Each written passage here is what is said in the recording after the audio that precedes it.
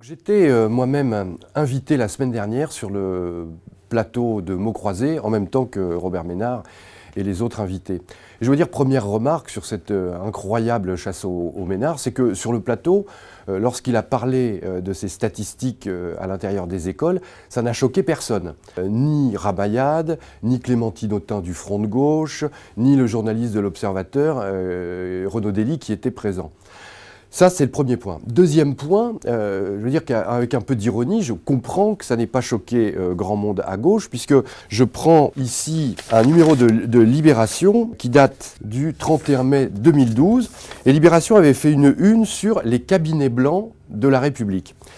Comment est-ce qu'ils avaient calculé le nombre de conseillers issus ou non de l'immigration? Tout simplement en regardant les prénoms des 10 conseillers, soit exactement ce qu'a fait Robert Ménard.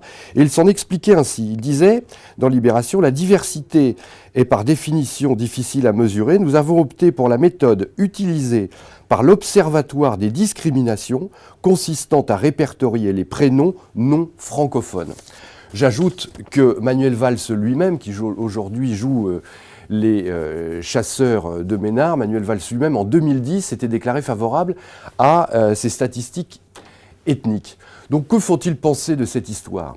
La réalité oblige à dire qu'en définitive, la gauche et les belles âmes sont favorables à ces statistiques ethniques dès lors qu'il s'agirait de démontrer qu'il n'y a pas assez de représentation de l'immigration dans telle ou telle branche ou secteur, mais qu'en revanche, ces mêmes statistiques ethniques deviendraient condamnables dès lors qu'elles seraient pour démontrer un trop-plein d'immigration. On a affaire une fois de plus, à cet éternel procès en sorcellerie qui est fait à la droite et aux hommes de droite. La vérité, c'est que Robert Ménard, qui a une réussite formidable dans sa ville, on le sait, il y a eu des sondages qui ont été réalisés dessus. Robert Ménard est aujourd'hui dans le collimateur des bien-pensants pour des raisons politiques et non pas du tout pour des raisons de statistiques.